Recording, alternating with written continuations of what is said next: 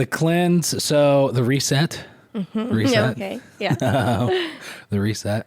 I didn't put any of the daily vlogs out because I was fighting a cold the entire time. Like from day one, like morning one, I woke up with like a sore throat and I was just like kind of feeling bad and, you know, and, just like achy the entire, so I knew I was fighting a cold. Okay. And so I was like popping vitamin C and vitamin D and all that kind of stuff. And so because of it, the reset was really rough. Okay. And so I feel like I didn't want to put something out there and be like, I feel like shit, like my back hurts, my throat hurts, or anything. So I'm going to do like, I put obviously our interview out and then I'm going to do this and then I'm going to do like once my voice comes back, because then I woke up yesterday morning, my voice was shot for some reason. So, so it's been a challenge. Why didn't you tell me? You should have just been like, cancel. No, I didn't want to do that because I knew you would put all this effort into it. So I didn't want to be like, hey, we're going to have to reset the reset. But did you feel like it was a bad time for you to do it for your body? Or did you think No. You were already feeling crappy, so you might as well just like go through the motions? So the thing that I've realized about this is I make a lot of excuses and things are never my fault. And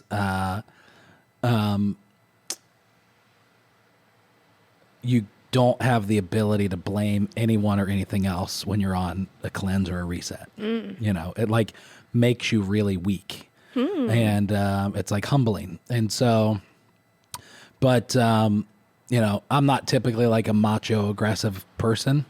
But it's kind of like, it's like it like pulls out your inner little bitch, you know what I mean? It's like, I'm walking around being, not only because I'm fighting the cold, but even just the cleanses I've done in the past. It's like, the key time in every day of the cleanse for me is like that 3:30 to 5, hour or 2 hours.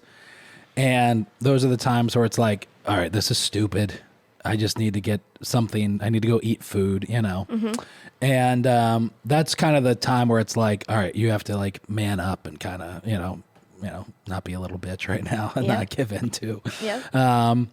And so that's kind of how this was. Although I will say that like the challenge for me was with the broth, not if I wasn't here or at my house, which I'm never at my house. Right. And how are you going to heat it? Yeah, exactly. And so there was 2 or 3 days where I was like, I was going to be in the car for the next 5 hours, going from meeting to meeting. And so I would either like have the juice instead of the broth, or I would just go those hours without anything. And that was like challenging, you know, because now I'm really miserable, and the first day I was just like, I'm not drinking coffee, I'm not drinking beer, so what am I drinking? And so the first day I had nothing to drink, and so then I was like dehydrated at the end of the day. No. Like my head was, it was. So like, this sounds like a disaster. I know it was, but let's get a testimony. So if you too want to feel humbled for a week, no, but I think, like I said, I think you kind of.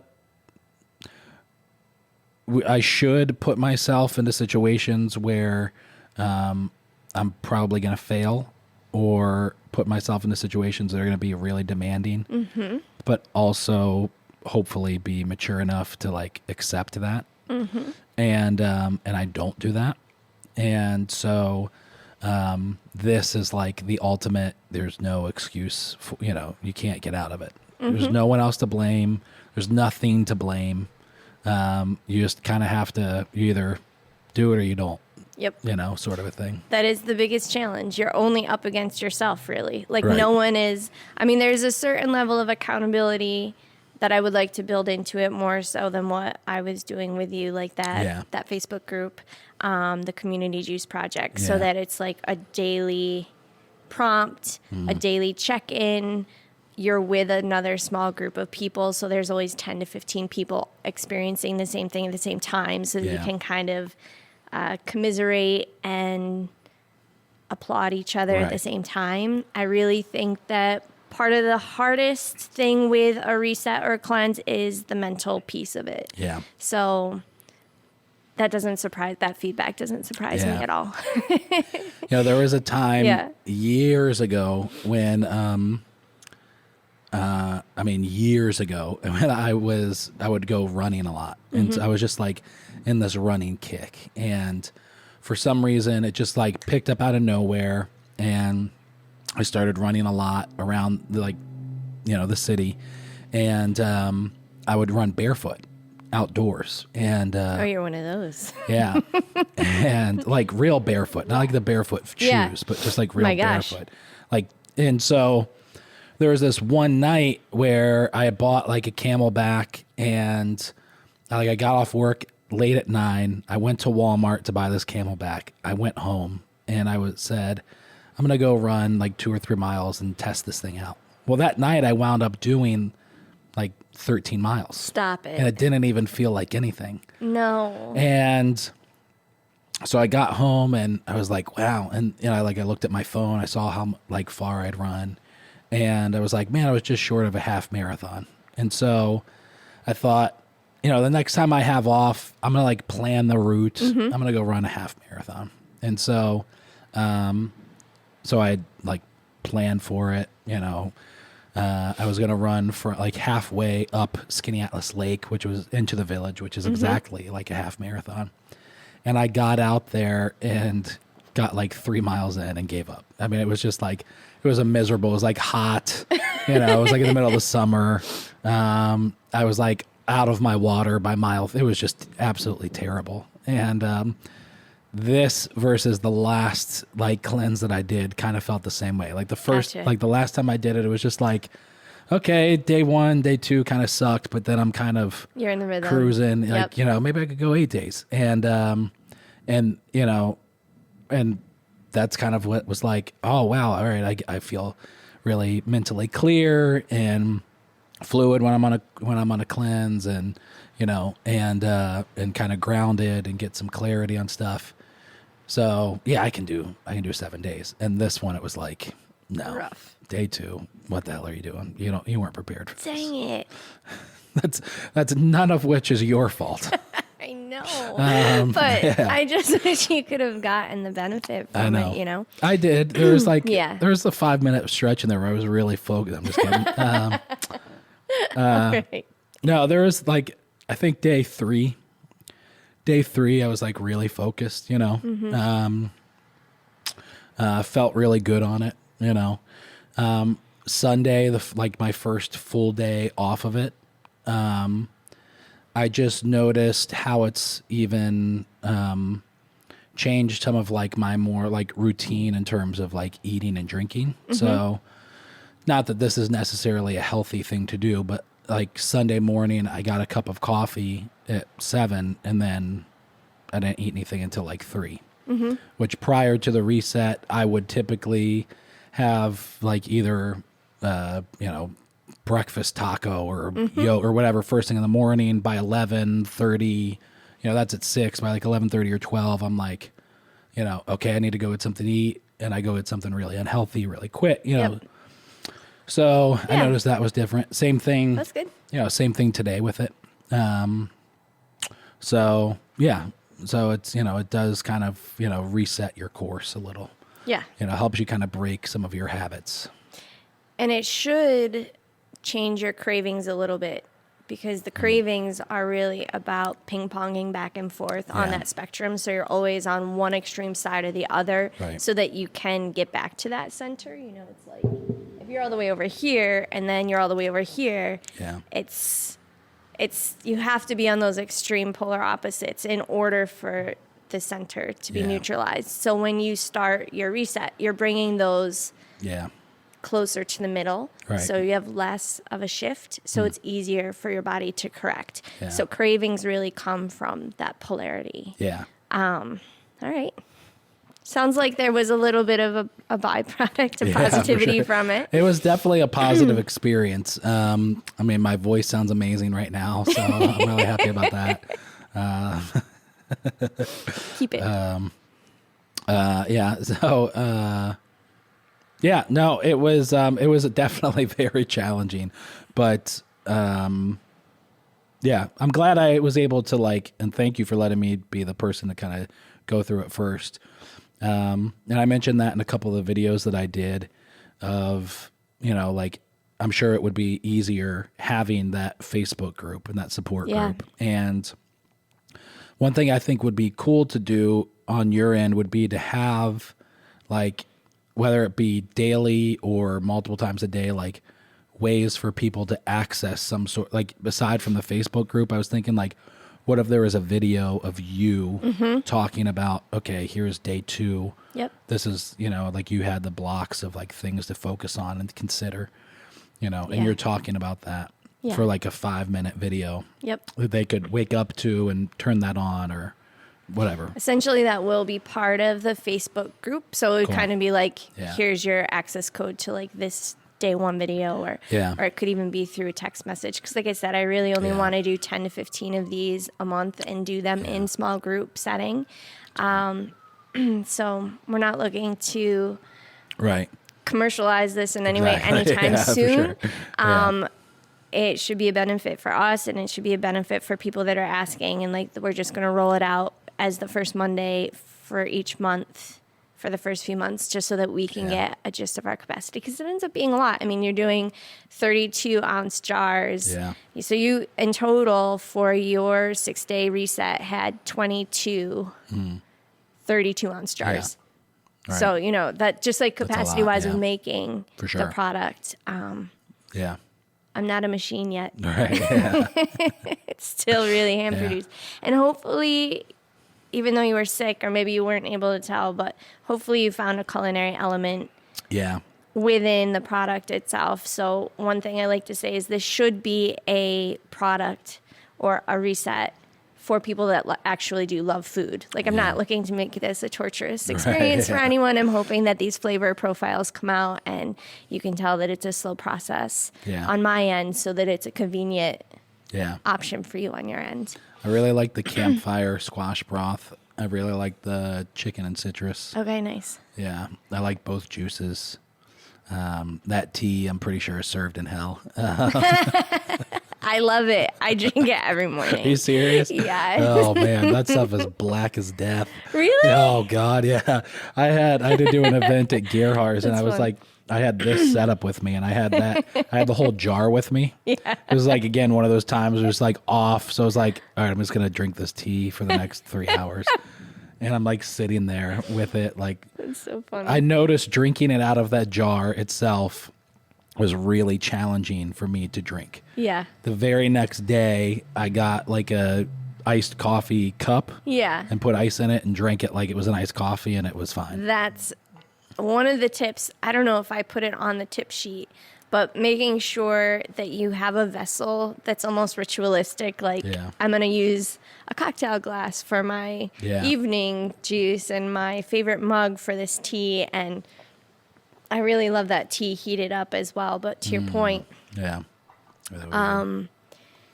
could be difficult for somebody if they're already on the run for the day, or having a thermos and making that plan ahead a little bit, which is something that they recommend. Yeah, for sure. Well, if you ever want to do the videos, I want to do them for you for free. Okay. This is my little thank you for letting me do this. Well, I don't want you make you relive the whole experience over, but no, I don't mean me doing another reset and filming it. I mean the videos of you explaining things for the people that go through it. Yeah. So if you ever want to do those videos, I would love to. Yeah, that's perfect. Yeah. So, well, cheers to torturing me. You got through it. Thank you. And you did it. You asked for it. I did not twist your arm. I just gave you the product. My wife was she didn't do a juice cleanse or reset. She did some sort of a shake powder water thing throughout the week. And she didn't have a good time on hers either. Oh, no. Yeah. You said they were coming in like little pouches. Yeah. Was she combining the pouch with? The week before I did the reset, she had like these pouches of juice that she had bought, and it wasn't like a full like a cleanse. This is all you have. It was just like a supplement in addition to. And then the week that I was doing the reset, it was almost like a protein vitamin shake thing. Okay. I don't know how many you had during a day, but I think it was like 2 or 3 a day. Maybe more than that. It was just like powder and then add water and shake it in like a blender ball. Yeah. And looked kind of gross. And she didn't really like those either. So, yeah. But, yeah. Well, at least you did it around the same time, because one of the hardest things is controlling our willpower. So yeah, I always let people know, like, you can't control your willpower. Like, very few of us can. Yeah. So you have to control your environment. So before the cleanse, really making sure there's not too many chips in the cupboard that you can snack, like, what are you going to reach for when you just want something crunchy, or you just want the mechanics of chewing? And there's a whole other science behind, like, where do our cravings and our habits even come from? Like, are we hungry, or do we just want our teeth to move? Right. For sure. Yeah. There is a, I don't know why that reminds me of, but there's a book I read years ago, and it's called Blue Like Jazz. And the subtitle of the book is Christian Spirituality for Non-Religious People. Interesting. And so the author's name is Don Miller, and New York Times bestseller, that book, and a few of his other books. But anyways, long story short, that book comes out, Blue Like Jazz, New York Times bestseller. It's like the book for a generation of people who grew up in church, and like myself. And he opened up the Democratic National Convention with the opening prayer the first year that Barack Obama ran. So not like your typical, what you would expect, like Christian person. Lived in Portland, all that kind of stuff. I'm trying to paint him in a better light after the title of that book. But anyways, so after he writes that book and it's a New York Times bestseller, these movie producers come to him and they say, Don, we want to turn this book into a movie. And so, long story short, they wind up going through the process to adapt it for screen, and they go through the writing process of turning the book into the movie and making the book into the script. And they're changing, they're like sitting in his living room, plotting out the storyline. And they keep, Blue Like Jazz was like a memoir, and so of Donald. So they're changing these things about his life from the book to put it onto the screenplay. And they're saying, all the characters should work in a factory, and, there should be this girl that he really wants to date, and, all this kind of stuff. And Don saying, yeah, but those things didn't happen to me. And yeah, what the heck, man? So finally they stop and they just say, well, your life is kind of boring, and so we have to do this to move the story along inside the movie. So he winds up going to this, it's a real thing, going to this, I don't know if it still exists, but it's basically a one-day intensive for screenwriters. Did you ever see the movie Adaptation with Nicolas Cage? Oh my gosh, yes. All right, so that class... One of my favorite movies. Yeah, mine too. That class that he's in, that they go to, where it's the seminar and he's like sitting taking notes, that's the class. That's a real class. So cool. And this guy comes out on stage and for like 8 hours just talks, and that's it, And so Donald goes to that course, and he learns all the things about story, all the parts of it.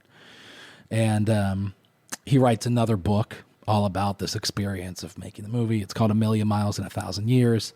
And the whole premise of the book is essentially looking at our lives as we're writing our own movie, our own screenplay, and the concept is the movie of your life going to be, boy wants brand new Volkswagen Jetta, boy gets a job at the grocery store stocking shelves to save up for the down payment, and the end credits are driving off the lot of the dealership in your new Jetta, you know. And so that's essentially the concept, is like live a more exciting life. So one of the things, this is such a long build up for such a like really not important. I'm really enjoying part. it though. This is really good. I'm loving this story time. So one of the things in story is the inciting incident, right? It's like the action that's beyond the main character's control that leads them into the next. That corner. Where is thing. the corner? Like, where does Right. it take the turn? Yeah, In his life, like exactly. Yeah.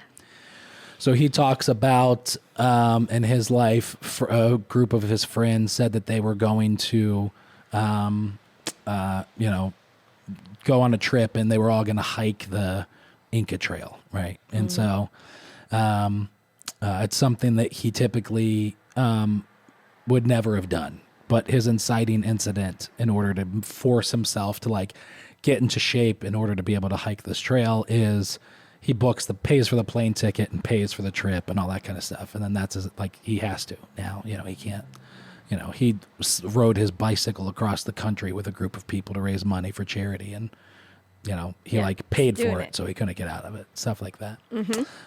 What's my point to all of this? I'm excited to learn. The point is that a lot of times, I won't generalize and say people, but a lot of times for myself, I will do those things. I'll like commit to it. I'll like pay for the entry fee and then just not do it. Yeah. But for some reason, a juice cleanse that is, you know, this also tells you how easy of a life I've had, is maybe one of the hardest things I've done. Not one of the hardest, but Wow. it's pretty fucking challenging to do a 7-day juice cleanse. And I've never backed out of that, I'm happy to say. So, yeah. I think that's something That was a to be long really build proud up for of. that really Well, it brings non-essential two point. things to mind. First, how did he sell his book into a movie if they didn't think it was exciting? Like that's kind of an amazing achievement for him. It's actually, so in real life, that movie bankrupted him. That movie was because when they put out the finished product, of the movie, it wasn't normal and like edgy enough to be appealing to like non-Christian audiences, but it was also just edgy enough and too revealing to not be appealing to the Christian audiences. And so he had like invested all of his money to get that movie made, and it just like tanked. Ooh. Yeah. It's actually, Bummer. yeah, it's like the whole thing is kind of interesting. So he's written a few books. One of them was called, what was the name of that? God, My Father and Me, I think. No, it's a different book. Something about like, you know, his dad like skipped out on him when they were young, and, you know, having that perception of God as your father, you know, so if your dad skips out on you, then God skipped out on you, that sort of a thing. And, Blue Like Jazz was a really like important book, I think, in like Christianity, because for a lot of people who grew up, have you ever read like Charles Bukowski? Charles Bukowski is a perverted son of a bitch, but he's a really talented, popular writer, you know, literary artist, and he's dead now, but he wrote a lot years ago. And as somebody who grew up in church and was like involved in church and worked at churches and all that kind of stuff, there was like a normal side to me that would smoke cigarettes and, you know, get drunk and all that kind of stuff.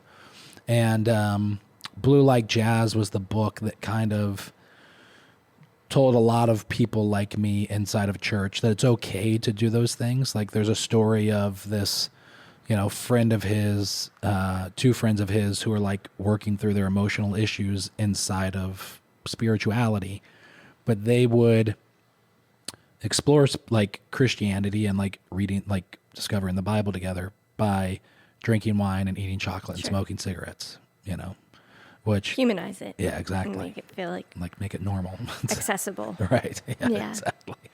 And for a lot of people in the early 2000s, that was like a new wave of Christian culture where people were starting to kind of see like, okay, I I can have a relationship with Jesus and believe in all these things and still be a human. Yeah. You know, like I can go into the woods and have church, right? You know, Yeah. I can Absolutely. smoke a cigarette and still be saved, you know, all that kind of stuff. Yes. Not demonizing exactly. every action that makes you feel guilty, personally guilty. Right. And so he went to school for a semester or a year. As an adult, he audited classes at Reed College out in, I think, Portland, which, you know, Reed is known. That's where Steve Jobs attended for a little bit. And, you know, that's known for there's no grades and professors can't assign anything, you know, and this really, but, you know, these brilliant people come out of this university. And they have this 2-day event every year where they lock the campus off to all police and outside anything. And there's like, they have really specific things set up for students to like experiment with like LSD or whatever. And like the safe thing that can like really heighten, you know, their experience. Really? It's just kind of like, I don't want to say debauchery, but you know, from the outside. Like their own personal Burning Man. Exactly. It's just right. like you're here, you're in the bubble. Yeah. You're safe to explore. Right. And we got you. Right. Like so this tiny group and like 12 of them, you know, Jesus people, Christians that were attending Reed College at this time, during this festival, set up a confession booth and took turns dressing up as the Pope. And when someone would sit in the other side of the confession booth, the person dressed as the Pope would confess the sins of Christianity to these, you know, other people. And that was like a big moment in the book, you know. So, and that was like just kind of another pivotal thing, I think, in Christianity in the early 2000s of people saying, oh, so this stuff that's been happening in church is fucked up, you know, and it's okay. Like, that's not okay that happened, and we shouldn't, you know, pretend that it is. Yeah. I don't know why I'm talking so much about Christianity. It's okay. You don't plan it, right? You don't plot it. We just go where the story goes. I don't prepare anything when I do these podcasts. No, it's interesting. And I think that, like you said, every once in a while, a new voice or a new wave or a new perspective comes out that kind of can unify another portion of a category. Yeah. That just turns it on its head. And so I think we need that over and over and over again in every category. Yeah. And that's why podcasts like this are important. Right. So you get to hear and dip into like different points of views. And the other thing that you said on the first part of telling the story that was like ding, ding, ding, is that idea of signing up for something before you're really ready for it. Yeah. And that's just the only way I have ever progressed. Really?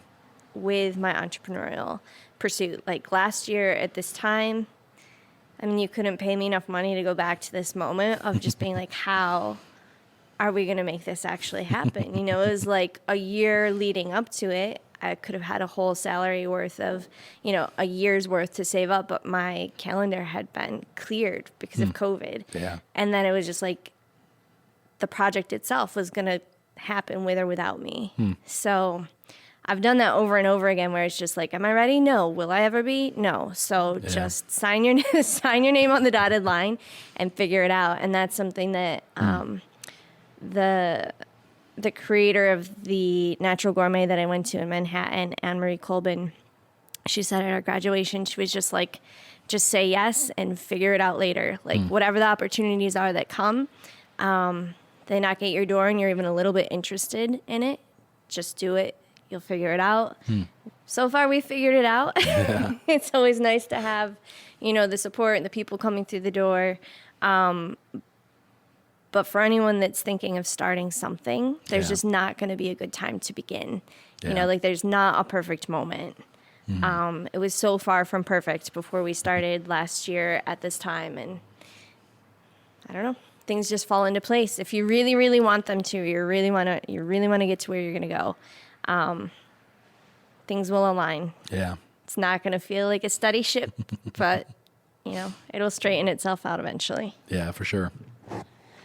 Yeah, I feel like that a lot. So how do you say yes to it and you kind of get going, but do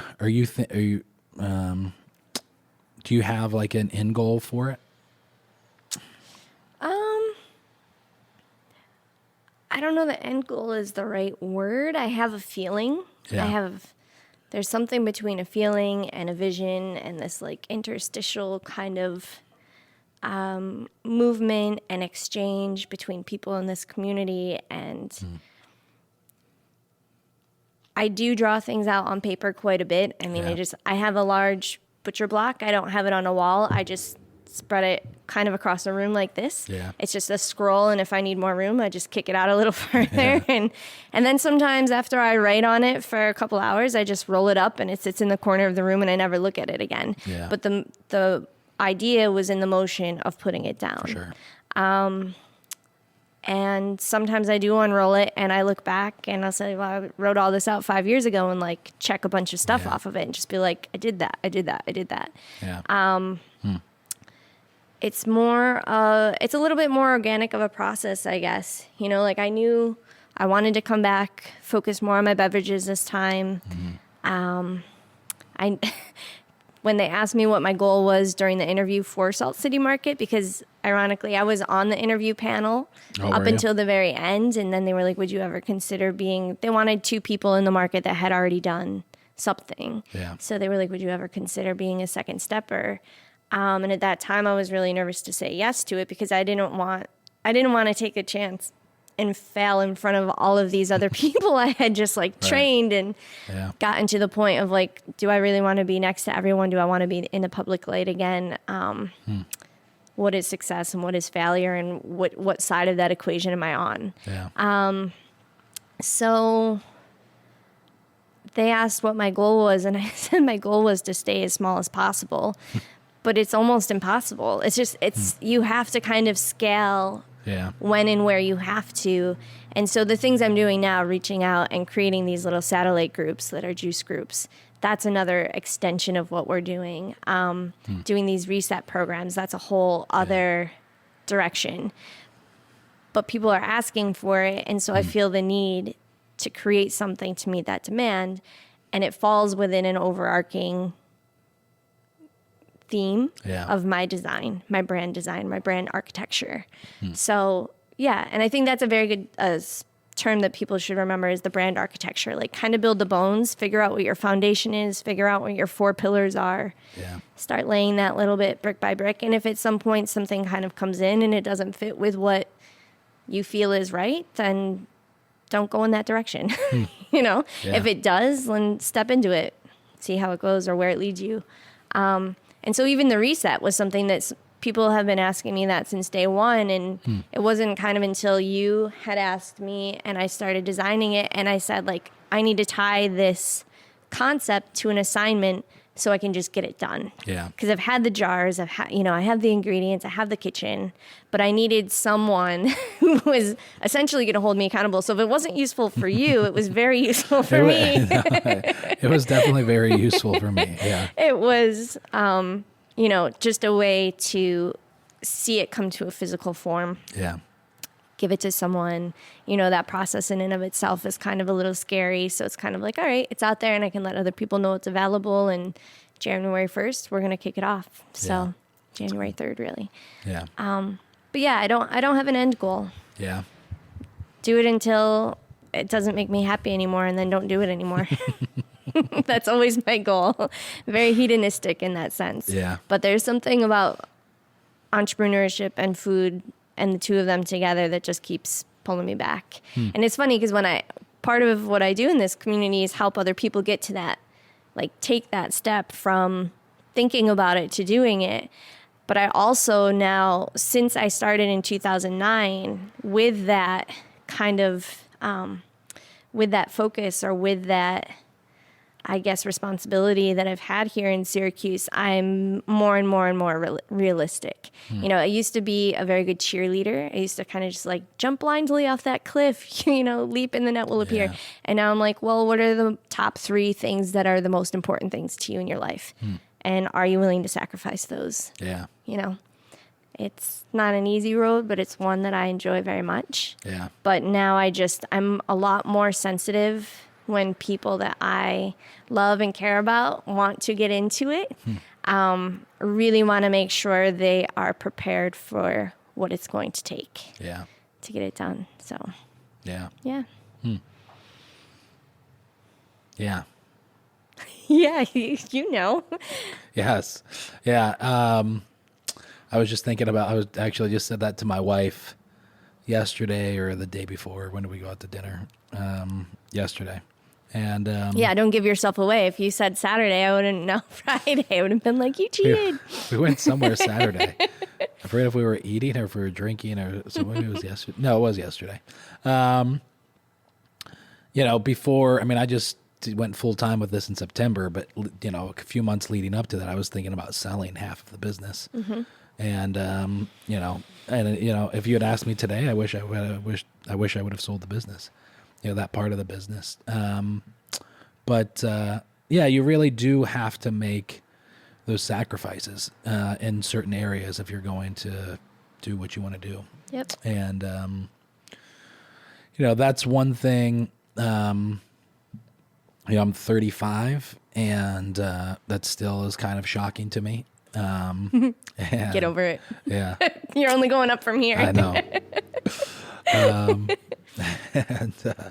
And which sucks. But well, it doesn't have to. It doesn't have to. I'm not not trying to be, but you're right. You can't have everything. And so, and I've often thought about that with as I was in like my late 20s, I thought about that. Like there's not necessarily one thing. There's many things. You just have to, choose it. What is it? The Sylvia Plath, is it the fig trees? It's the figs, right? Figs in the tree. You tell me. I think that's what it is. Okay. But anyways, it's about picking your thing. Yeah. And then going with that. It is hard. It's hard. There's a limited amount of time. There's a limited amount of resources. And there are so many interesting directions. I think most of my life I was very nervous about what I was going to decide or if it was going to be the right or the wrong thing. But even if you do decide something and you go for it, if you don't like it, right, decide the next thing. You should decide them one at a time. And I think what I've done with this is kind of created a culmination of everything I've ever loved to work on under that umbrella. Yeah. I love to still coach for entrepreneurship. I love to create. I love to, I can't say that I love to cook, and that's going to sound crazy.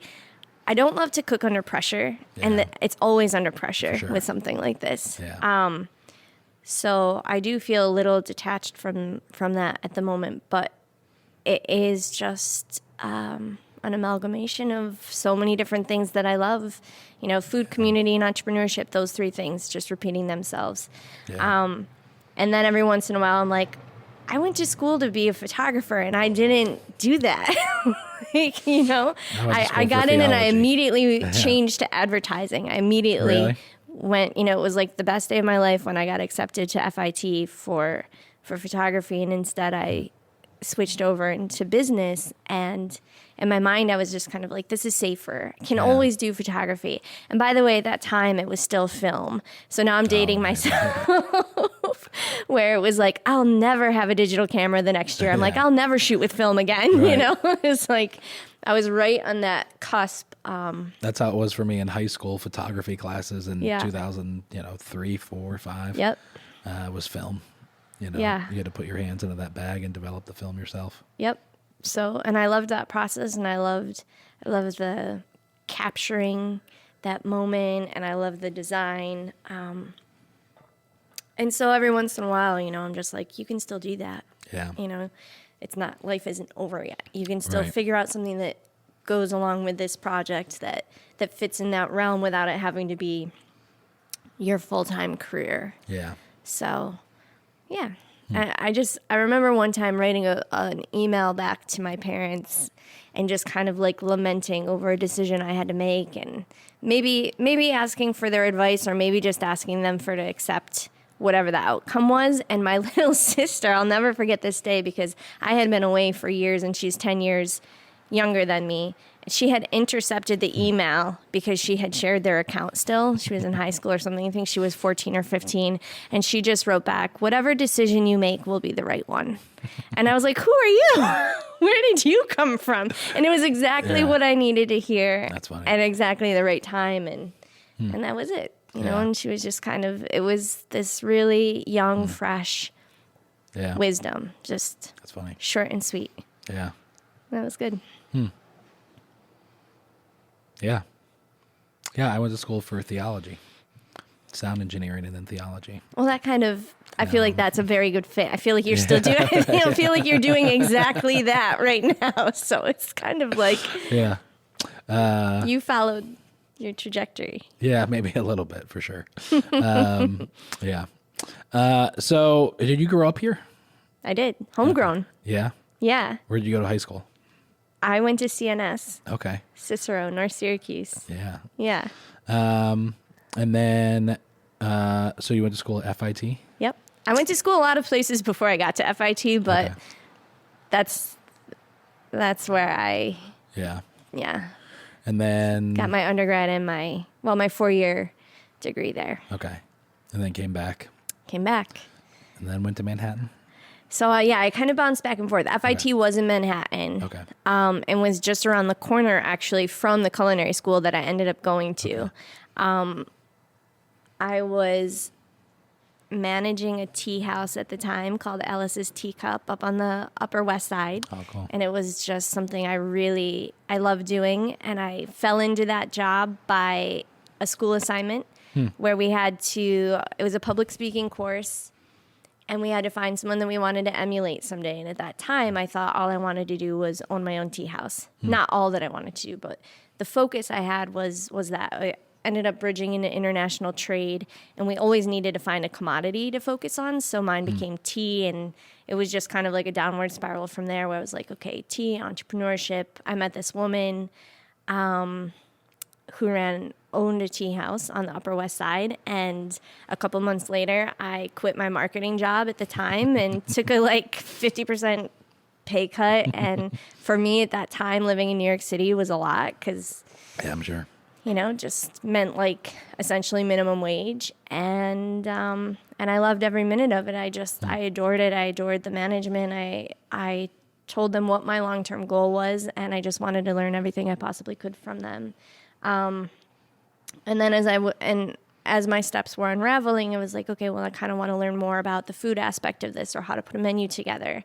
And I had always been intrigued by cooking and loved the idea of doing something culinary related, but never thought I could actually go to school for it.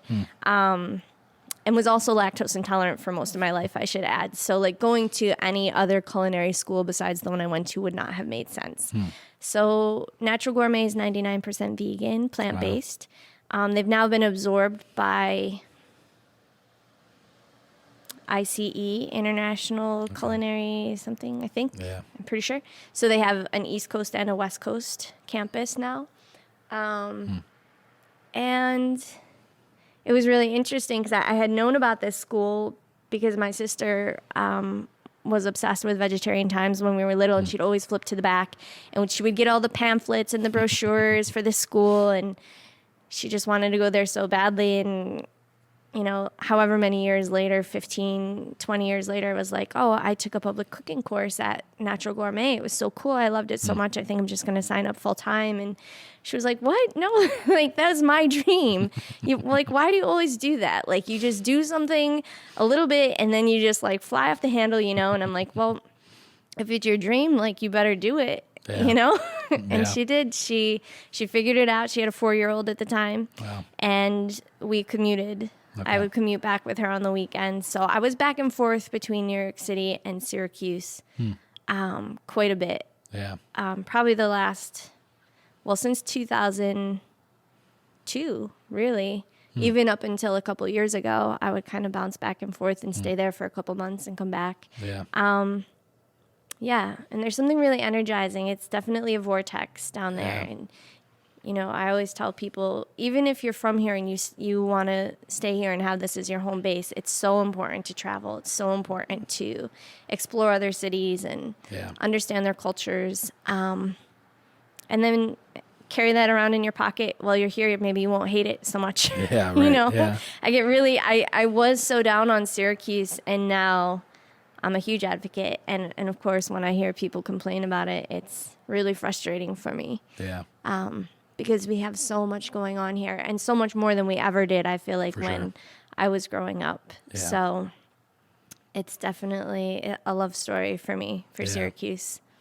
Yeah, I'm really impressed with how the city has changed so much, even just in the past, 4 or 5 years. Yep. And just the way that it's grown. My sister was in town just for Thanksgiving, and we went to brunch at Oh My Darling. And even just like sitting at the bar, and my sister, who had lived in Syracuse for like a summer, 15 years ago. And, none of my siblings grew up here. They all grew up in Kentucky. And then my family moved here when I was 13. And so, but I'm the youngest, so all my siblings were in college or doing their thing. So I was the only one that ever grew up in Syracuse. But they all hate it. They can't stand. They're like, there's nothing to do here.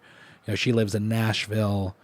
Another brother's in Cincinnati. Another one's down in New York City. So, but taking her to Oh My Darling, she was out of her mind. Like, this place exists in Syracuse, and we're sitting at the bar, and I'm like explaining, this was actually 2 buildings, and they, see that archway, they knocked it down, and all the work that they did, and then talking to her about the expansion of everything. So it's definitely really encouraging to see how the city's changed. And over this summer, just driving around downtown, from meeting to meeting or whatever, and seeing some of the people that are walking on the streets, and for a really superficial example, but seeing how some of them are dressed, and I'm like, wait a minute, what are people like that doing here?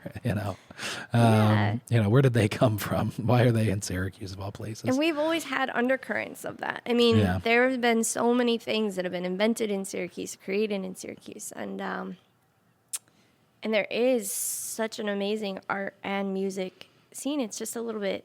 It's a little bit hidden. It's a little bit hard to get to. Yeah. But I found, and I said this during our last talk together, it was just that I didn't see a lot of what was going on agriculturally appear on the plate or like in the storylines of these different food establishments. And I think now, it's fun to see like Mark from Farm to Fork 101 and like those conversations started in Little Lofo, like his story kind of begins when his wheels start turning, like, oh, like we need more. And now that movement is growing, and there's still only a small handful of people kind of like screaming it from the rooftops, but. Sorry. I do. I listen to Joe Rogan all the time, and it might take me a week to get through an episode, but I'll listen to it. I just forced myself to listen to the entirety of his interview with Ted Nugent, and that was over 3 hours long. That was pretty painful, but I still did it. You're so committed. Yeah. Maybe that's why the reset sucked so much. I was going to say, I'm hearing some parallel commentary here. I go between podcasts and book, audiobooks when I'm in the car. I'm listening to one right now. My brother suggested that he had to read in his he's going for his master's in divinity, and it's Malcolm Gladwell, and I forget the title of the book, but the whole premise is just stories of, they're horrific stories, but they're stories of basically people who have done terrible things. It's it's not Talking to Strangers. Actually, I have it right here. It's something about strangers, isn't it? Yeah, that's Talking to Strangers. Talking to Strangers, yeah. That's such a I started it Started over the summer, and then I just kind of lost track of it, so I should probably pick it up. Yeah, it's a scary book. Yeah, for sure. I'm hoping that there's a resolution, because right now it just feels like it's really terrible. Like, yeah. Okay, don't trust He's anybody. got I'm sure he has a punchline. He's Malcolm Gladwell. Right. None of his other books have ever disappointed. Yeah. But this is definitely the darkest one I've ever heard it's from pretty him. rough. Yeah. Syracuse for me is always the art scene, and maybe some parts of not all the business, but parts of it. And I'm changing my view on it as time goes on, but is always the art, the music, not all of it, but I will generalize by saying the music and the art scene, to me, has felt like a interpretation of better. When I was 17 and I would listen to Dashboard Confessional, in my bedroom, I would then pick up my guitar and like sing some really shitty song, right? Or like I would like get the chords. I would get the chords off of like Ultimate Guitar and try and replay the song, and it was always terrible. No. And that's kind of how I've, for a long time, viewed the art scene in Syracuse. It's like trying to recreate something that they saw or heard somewhere else. It's just their shitty interpretation of it. There's not all of it. There's definitely, Kath was doing her Sound Scene podcast, and I was helping with that. And so there'd be some people that would come in. I'd be like, oh, wow, you're extremely talented. What is his name? Chris something. Oh, God, it's going to drive me crazy. Oh, man. He's from Syracuse. I can't think of his name. He's a guitar player? He's a guitar player and singer. He's the most talented musician in Syracuse I've ever heard. Yeah. I know him. I'm like, why can't I think of his last name? I don't even want anyone to hear this because it's going to be embarrassing. I'm like, yeah, I know exactly who he is. No, it's not Chris Trapper. Or who you're talking about. No, it's not him. Is it Chris? Is that his name? Yes. She's. Let's see if I. No, shoot. Oh man, it's edit gonna drive this me crazy. part out. No, I'm gonna leave it in there. I don't edit any part of the podcast out. Anyways, his story. He is extremely. I mean, he builds his own guitars. He plays his own guitars. Yeah. I know him well, and that's why I'm frustrated by this right now. Because all I can think of is his sister's last name, and it's not the same name. I wonder if I can. Maybe he's like Madonna, and he doesn't need a last name right now. We can just call him Chris from Syracuse. I wonder if this is the name of the song. I'm going to search this real quick. I don't know if it's "She's Everything to Me." If that's the actual title. Can I text a friend? I know. I want to text Kathleen right now and be like, who is this guy? We need to figure this out. Is that allowed? I just left. Yeah, I don't care. Do you want to... He has guests that go pee 16 times. Do you want to go get that other bottle out of the fridge for me? Oh, man. What is his name? Chris Eves. Yes. Anything But Ordinary is the name of the song. Oh my gosh. Yeah. So I did an event. I used to do a lot of crazy events at the restaurant. It was very experimental. And that's what I loved about it, was that it was mine, right? So it's like I could do whatever I wanted day to day. We had crazy things on the menu, and my staff would always joke because We have that bottle open. like sometimes we were actually like sawing tables in half because we booked too many four tops for Valentine's Day dinner, and then people were pushing them all together at the end of the night singing a jolly tune. And Yeah. we did one called what was it called? Like Pass Give, or it was a play on words, obviously. Yeah. But what we did was we were sitting in a circle with a tiny stage in the middle, and we had a guitar, and essentially there were 5 or 6 musicians planted around the circle, in which when it came time that the guitar got to them, they would step into the circle and they would play. So it was kind of like a dinner and a concert. Yeah, that's cool. But the musicians were sitting with you. Oh, that's and cool. if you weren't a musician, but you did just want to play something, you were welcome to. And he was at that event. And sometimes people will still come up to me and be like, remember that crazy event? You know, because there was only like 25 people there. Wow. But it was like in a back room, down an alley. That's like, really cool. you know, things like that. It's difficult to know all of the little things like that are actually going on. Yeah.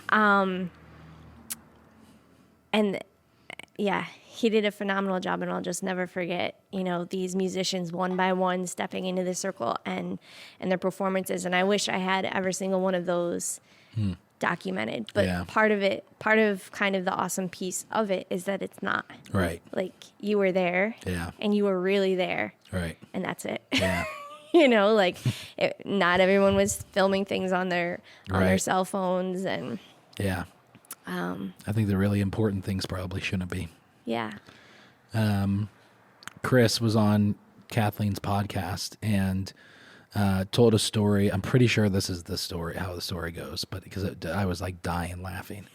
The first season of American Idol, and they were doing auditions in Los Angeles. Yeah. And so Chris, I don't know if you want to try that, but help yourself if you do.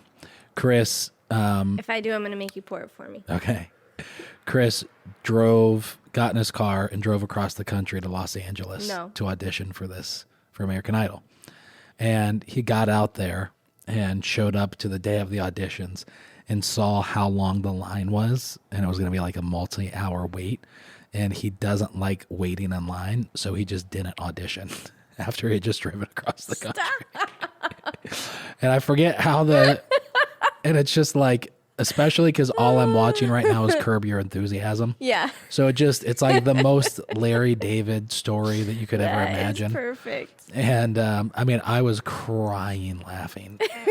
And I've told that story to so many people who have no idea who the hell Chris, like friends and family all across the country who have no idea who Chris is. But I've just told that story so many times. And I think he wound up actually somehow or another got a gig. He was actually playing like acoustic guitar in the band during the first season, like backing up the contestants. Really? Yeah. Chris is Corey Page is extremely talented. There's a lot of really talented people here that are original. And, definitely Chris and Corey are two of them. But yeah, I think that's changing, little by little, my perception of it, of the art scene in Syracuse. Yeah. And, it's one of I don't like to, I find, especially now, like in the restaurant world and like chefs and restaurant owners, if I find myself having a certain level of like admiration for the person, I don't want to get to know them. I don't want to become friends with that person. Interesting. Because I want to kind of keep I'm kind of offended. Yeah. Well, I've had a lot of these. Well, because here you are getting to know me. I'm like, what level am I on? No, just kidding. The podcast is a different story. I won't ever text you to hang out or anything like that. So. Okay. Noted. And I don't have time anyways. No, that just means I admire you. Well, you're not a chef, Kristen, so take it easy. Yeah, I just don't because, I want to kind of keep the mystery. Yeah. That's, I mean, I have to really admire that because the town is so small and it is so intimate, and it's what I love about it, and it's what makes it challenging is everyone really does end up knowing everyone. Right. Yeah, for sure. And that can make things really comfortable. It can make things very uncomfortable. And yeah, no. Yeah. Sometimes when I go to New York City, everyone's like, why do you keep going to New York City? And I'm like, to do nothing, to be no one. It's just, I want to go into a grocery store and not have a conversation with anyone. And I love that when that happens here, but it makes it hard to get a lot of stuff done. Oh, for sure. So when I just want to think or I just want to write and focus, I really need to be almost isolated. Yeah. Where there's 8 million other people that don't know me. Right. Yeah. That's pretty interesting. Yeah. Yeah. Yeah. I want to get down to the city more often for, just to kind of explore it and, kind of see. I really enjoy traveling and seeing what other places are doing in their food scene and like in their city. Have you been in Nashville to see your sister? Not to see oddly enough, not since she moved there, Really? but Okay. my sister and I used to live in Central Texas in a place called Killeen, Texas, best known for Fort Hood Army Base. Okay. Don't ever go there if you can avoid it. It's a terrible, terrible, terrible place. No. I lived in Texas for about 2 or 3 years and worked for a mega church at the time when I was Really? out there. Yeah. I worked for a mega church. My sister is a traveling minister. Yes. Yeah, you And did that's mention right. We that. talked about that. And so for like the first year, I kind of worked for her and then part-time and then for this mega church part-time. And then the rest of my time there, I worked part-time for a family that I was their Manny. They had 13 No. children. A Manny, Manny. 13. They had 13 children. Oh my God. And, that is not a Manny position. That is, I'm not even sure what to call that. They tricked you. Right. What, did you have any assistants? Like, It what the was- hell? What is this? The Sound of Music? What are you doing? Yes, it was. So they were a foster family. So they Oh my goodness. they had 6 foster care children, Okay. and then the rest were their biological. The family went to the church that I worked at, and they needed help, so I went up doing that part time, and that was fun. That does not sound like a part-time job. No, I definitely worked full-time hours. Yeah. I was 27, 28 at the time. And, right? Yeah, 27, 26, 27, 28 right at the time. And so I would get up to their house, which was like 30 minutes away from where I lived, at like 6:30 in the morning, help get the kids ready for school, take some of the kids to like daycare, doctor's visits, pick them up. The whole 9. It was a lot for sure. It was pretty interesting year of my life. Was that the to do craziest job you've ever had? What's the craziest job you've ever had? That was probably it. Yeah. That was definitely the craziest job I've ever had. I've worked, what else have I done? I worked 3rd shift at the Denny's on West Genesee Street the year that I graduated high school to save up money to move to Ohio. And Really? You picked Denny's to save up money? I don't know why. I applied for like a server position. I was 18 and they were like, you know what? You do better in the Lowest kitchen. tips. Yeah. My God.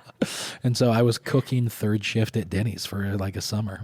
And So you make a mean grand slam. yeah, exactly. that was kind of an odd job for sure. So I did that. I used to work commercial construction. I used to run sound for bands and bars in Cincinnati in northern Nice. Kentucky. Yeah. And that was fun. I really enjoyed that. And what else have I done? I've sold mattresses. I own my own furniture store. You do own your own No, I furniture store? did. When I was Okay. 21 years old, I owned my own That's furniture very store. cool. Yeah. Was that here? Yeah, that was in East Syracuse. That was a mistake. That was not a fun. That was a terrible. That's amazing. was- That was a mistake. That was definitely a mistake. No. See you how know. many times you can decide, and if you don't For like sure. it, you just go to the next thing. Yeah, We just exactly. spanned a lot of territory. Right, I know. Yeah, I've done that, and then what else have I done? I think from furniture, I went to Cafe Kubal and then Gerhart's, and now here I am, Eat Here you Local are. New York. So all of those things in such a short amount of time. It happens. Yeah, it does happen. But yeah, I was a Manny for about a year. Yeah. I love that term, Manny. That was a fun I time. don't know if I've ever met a Manny. Yeah. Well, now you have. Very cool. Yeah, it was fun. It was, it was eye-opening and a little, Terrifying? yeah, well, no. That sounds so scary. I was a nanny for twins, 2-year-old boys. Okay. for like a summer. Yeah. That was enough for me. Really? That was enough. Yeah. Yeah. I enjoyed it. I mean, I think a big part of it was I was dumb enough to, it was kind of fulfilling in maybe an unhealthy way to be like the caretaker, Yeah. but it really opened my eyes to just how fucked up the foster care system is, and just like how bad other people have it, especially kids. And so that was really eye opening. And I got to travel a lot when I lived in Texas. I mean, I worked for this mega church where the band director of this church had 2 degrees from Berkeley. And, we had like Grammy award winning artists come through the church, and, I'm like, handing them their microphone and telling them when to go on stage, stuff like that. Yeah. So parts of it were really fun. And parts of it just really, really, really sucked. So I got back when I was at Manny. I went to San Diego with that family for a month. We lived in San Diego, and Coronado Island, like right on the beach for the whole month. Yeah. They were a military family, so we were like on the military base. And the last week that we were there, I took off like a break, and I rented a car and I drove up the coast to Redding, California, which is almost at the top. It's at the top of the state. And visited this like really popular church that's up there that I'd always wanted to visit. I spent a week there, and then I left Redding at like midnight, drove a little bit, slept in the car, drove all the way back down to San Diego, met back up with the family.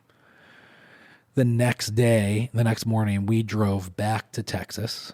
So that was like a 2 or 3 day trip. And then I spent 3 days in Texas. The family was moving to San Diego. They bought a house while they were there.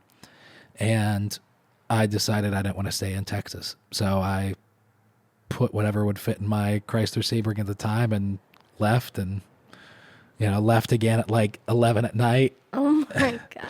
Slept in my car in various parts on the way just because I wanted to get back quickly. And So did you come back here? I came back to Syracuse, yeah. It always pulls you back. Yeah, for sure. Yeah. Those apples just always rolling back to the tree. Yeah. It was, yeah. That was a fun time, Yeah. Yeah, that was a fun 25, 26. I don't know how you can do it, but you can do anything. Yeah. A friend of mine just texted me a picture of something that I don't remember giving him, but he's moving, and it's like a little hand-carved wooden mancala box that I got in Zanzibar. And when I was 25, I came up with this idea after that whole tea thing, loving tea, studying tea, thinking I want to have a tea shop. And I'm like, well, I need to see it. Like, I need to see where it grows, because I'm an extremist, just like yourself, sounds like. And I was just like, okay, if I'm going to do this, like, I want to see the tea fields. Yeah. I want to understand where it's growing. I want to know the people. I want to see the countries. I want to feel the air. And I had this little book. It was called The Tea Companion. It was a map. And I just booked 13 flights throughout India and Africa and Southeast Asia. And for 3 months, 3.5, 4 months, I went. And That's wild. I had no idea where I was going. I didn't have any plans. That like you can't find a tea field on the internet, or I couldn't in 2007 anyways. They weren't really listed as points of business or anything like that, or even really points of interest. So what I did was I got to South Africa as my first, the night before I left, or the day I was leaving, I was really just like, who let me do this? Like, but I didn't ask anyone, right? By that time you're 25 and no one's really going to tell you no, but in just my mind, I was just going. And I had like a little 3-day camp pack, and I had all my tickets, like my stack of tickets that I had like bought without even knowing like how big Africa is. It was like, oh, I'll get to this place at this date and I'll fly out on this date, and like not even really understanding like how large a continent can be, or a country. Yeah. And so a lot of mistakes made there, but what happened is I got to South Africa, Cape Town, for my first point on the map. And I really wanted to find rooibos tea, red bush tea, which was my favorite and still really is. And I just started asking people, like, where can I find this tea? Like, this is obviously it's only grown here, everywhere, out of everywhere in the world. Like, someone's going to know where to send me. They're like, what? Why do you want to go? Where are you going? Do you want to go shark diving? Do you want to go sandboarding? And they were like, really just completely confused. And ended up finding it, but it was 5 hours north. I remember taking a bus in the pitch black, not knowing where I was going to arrive. And the woman was like, well, how are you going to get to my place once you get here? Because I'm like online arranging something of an Airbnb, but Airbnb didn't even exist yet. And, you know, I was like, I don't know, I'll take a cab or whatever once I get to the bus station. She's like, you have no idea where you're going. Like, there is no such thing as a cab up here. Like, I will meet you. You know, and I remember this huge, like, bat landing on the windshield, and the bus driver had me in the front seat because he could tell I was just, like, scared and didn't know where I was going. And, you know, I screamed because it was terrifying. It was pitch black, and he didn't even blink. And he was just like, you know what we say? If you worry, you die. And if you don't worry, you still die. So what's the point? Like, kind of like, why even worry? Because at the end of the day, the result's the same. That's you know? So I always remember that. But many things through those travels. But after he sent that to me, I was just like, man, I don't, one, remember giving him that. Two, just, I don't know how I had the courage to do it. You know? I don't know at 38 if I would just up and take 3.5 months to be like, here I go, traveling into the unknown, you know, like traveling throughout India. And there were some interesting, scary / fun, very enlightening moments throughout that trip. But at the end of it, I didn't open a tea shop. And a man in India actually called it, and he was just kind of like, I don't think it's the tea that you're after. I think it's the story. I think it's the adventure. And I think it's like the idea that all of these points connect you to something else. Yeah. And that's how it still is. Yeah. Are there any trips or experiences like that that are kind of on your hope horizon list? Now? Yeah. You know what is so interesting? My dad was a pilot when I was younger, and I really had like this unfair advantage to just go anywhere, anytime. Travel was very easy for me when I was little, and it gave me a very skewed sense of reality. And I used to have a really long list. And I think I mentioned this the other day too, didn't ever think I would end up in my hometown of all places. You know, I could end up anywhere in the world. And now I just don't think about travel as much. I love to go anywhere, you know, like I could go to Rochester for a night and find an amazing experience there. Or I would love to go to Vietnam, you know, or, you know, and I have a friend in Hong Kong. I mean, I have friends all over the world that I would still love to see and to travel to. But I'm content now, and the way that I don't itch the way I used to need to get to these places. It used to be if I saw it and I heard about it, like I needed to get there. Yeah. It was borderline addiction, I have to admit. Yeah. Like I needed to get on a plane and step off and like feel that space. And now I'm just very satisfied, you know. But of course I would still like to explore. There's just not one pressing place. Like if you told me I had to go get on a plane now, I'd have to think about it for a minute. Really? Yeah. Huh. For sure. I had this dream maybe 3 or 4 years ago, and it was like this really vivid dream, and it made zero sense at the time. But most of the time, dreams do. There were like those, you know, Danish like windmills, you know, I think they're Danish windmills or whatever. And anyway, so I woke up from that dream remembering every single detail of it. And when I woke up, I just had this like undeniable truth that I had to get on a plane and go to Hamburg, Germany. I had no idea why. That is so funny. That's where my grandma's from. Oh, really? Yeah. Well, one is from Hamburg and one's from Frankfurt, so go figure. That's funny. Hot dogs and hamburgers. I mean, I know no one that's there or anything like that. There's zero connection. But I just had this like burning deep truth that. So did you go? No, I never went. What do you mean? Why wasn't that burning? You better get there. No, I didn't go. Do you remember the dream?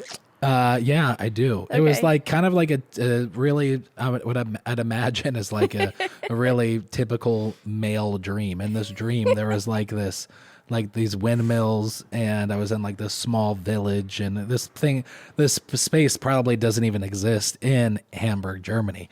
But there was like this woman in this dream, and that was pretty much it. And like I said, when I woke up, I was just like, I have to get to Hamburg, Germany. It was very strange. How long ago was this? 3 or 4 years ago. Okay. I was dating my now wife at the time. No. Yeah.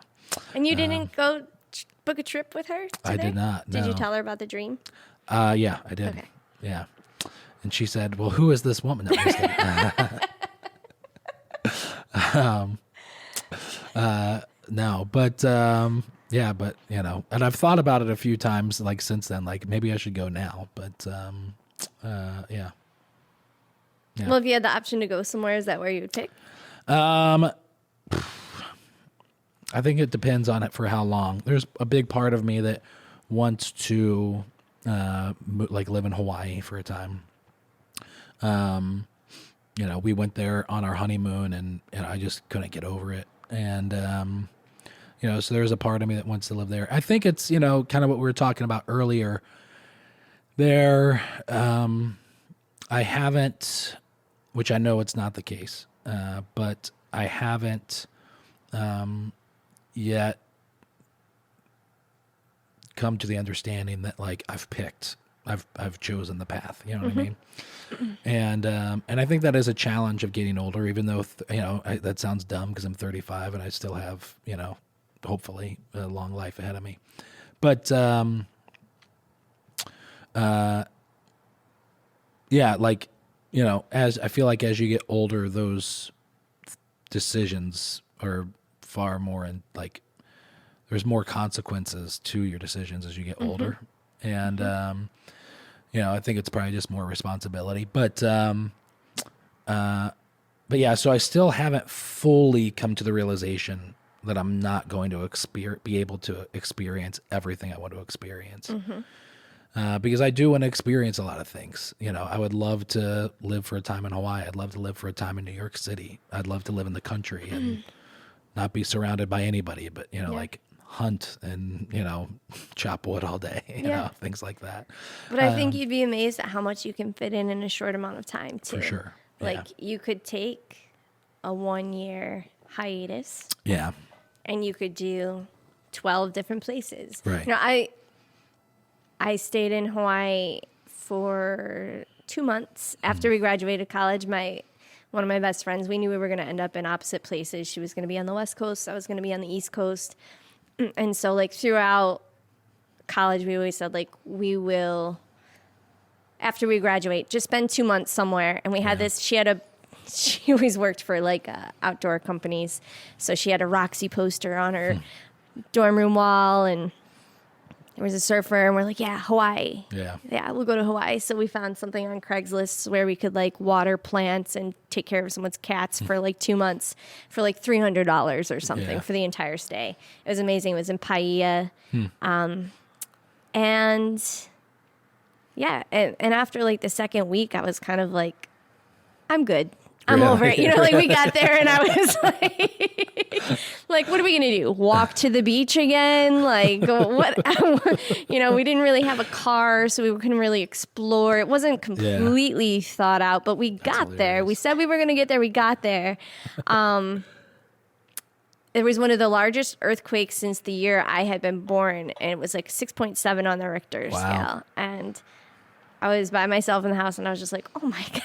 That's amazing. That was an interesting experience. Yeah, I bet. Be in an earthquake in Hawaii when your house is on like little stilts, and I'm just like, I can't remember what the emergency protocol is here. Like, do I go in a doorway? Do I get under a couch? Do I run out? I don't know.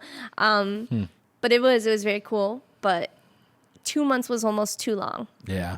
to like get the flavor. Like I very quickly was like, so this is what it's like. Yeah.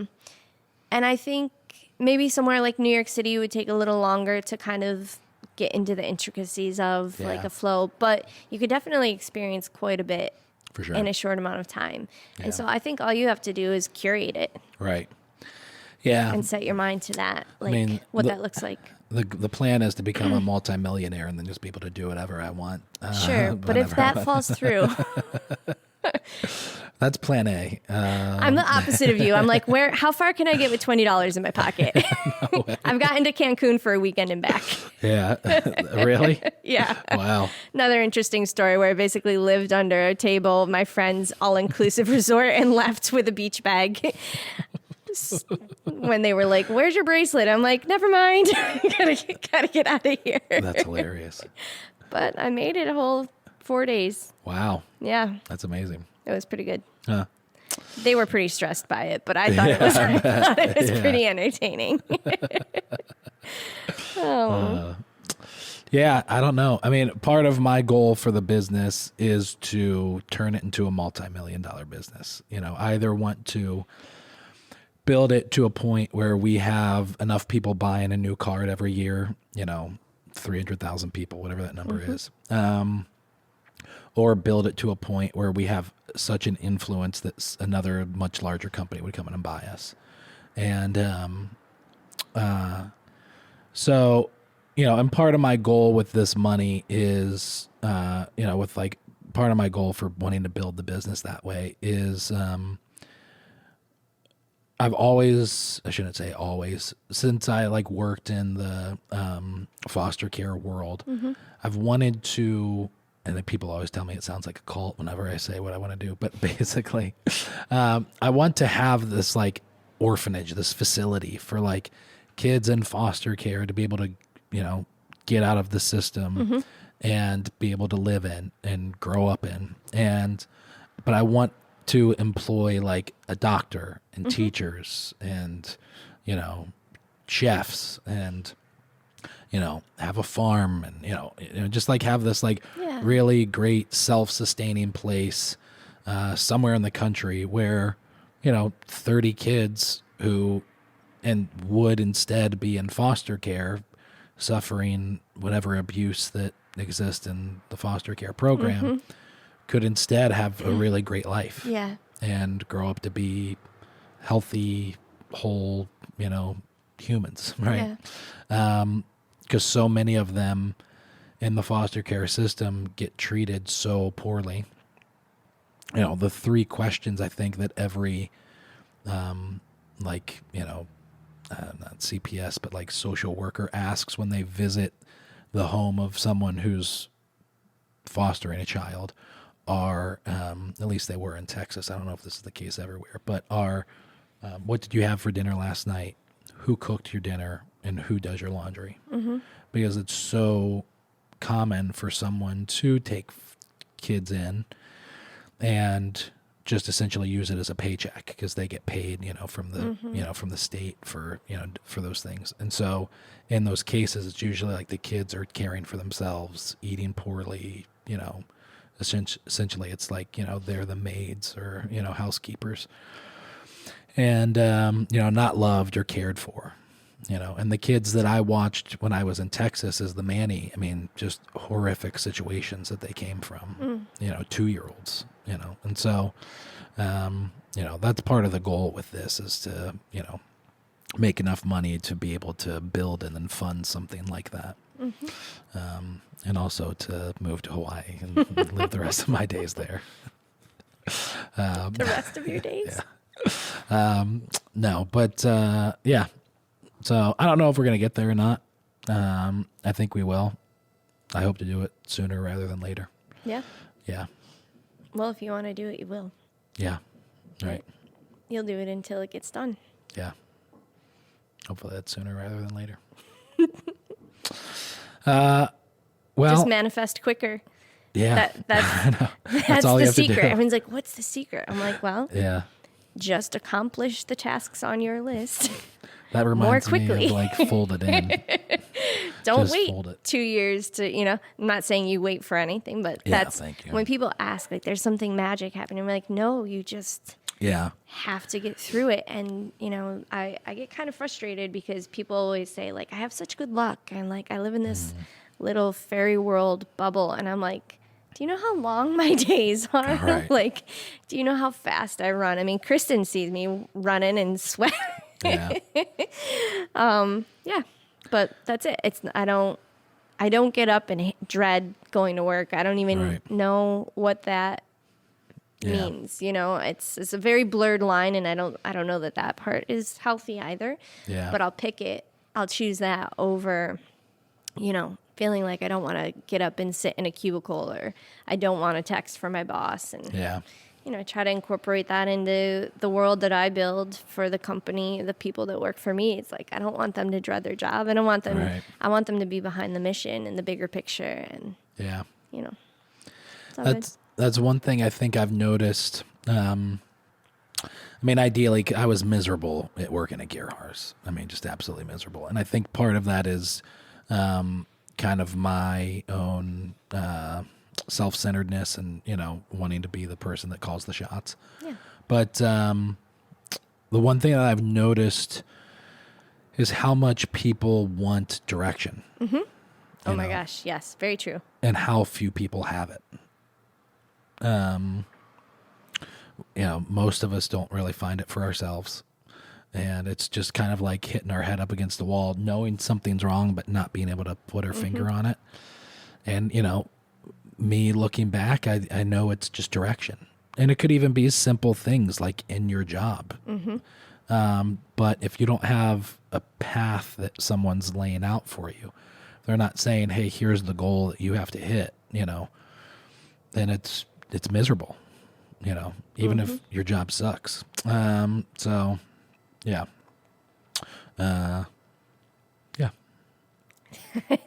Someone has described me before as a feral cat, like the metaphor of like watching me suffer within a workplace and being like, I had this feral cat and I didn't want to let it outside because I really was scared for it. Like, I didn't want to lose it. I wanted him to come. I didn't know if he would know to come back, but he would just essentially throw his body up against this glass door and slither down it over and over and over again. And he's like, that kind of reminds me of you. And I'm like, well, that's hilarious. Is it a compliment? Is it? And now I look back and I understand, like, that's how I feel if I'm locked into something that isn't my own creation. And so, I'm grateful for it. Yeah. That someone else can recognize that in me, and that's just the direction I take has to be one that I create for myself. Yeah. But I do often forget that it is more comfortable for people. So for my employees, for example, I'm kind of like, I don't really like to be told what to do every moment of the day. So like, here's the general concept of how we can run well, like just do the things that fit into that matrix and it'll all work out. But the more specific you can be, I find the better, the more comfortable it is for people. So you're absolutely right with that. Yeah. Well, Abigail. Yes. Thank you for coming on the podcast. Thanks for having me. Yeah. We didn't talk about anything that I thought we were going to talk about. Oh, shoot. Was there an agenda that we made? There wasn't. But this was a fun podcast. Yeah. I may say that this was my most fun conversation I've had this year on the podcast. No. Yeah. Have you had any others? Kristen, wasn't this a fun podcast? Yeah. Right? No, thank you. I thought it was great. For sure. Thank you so much for having me. It was fun. Yeah. I love the space. Thank you. Very creative. Yeah, thank you.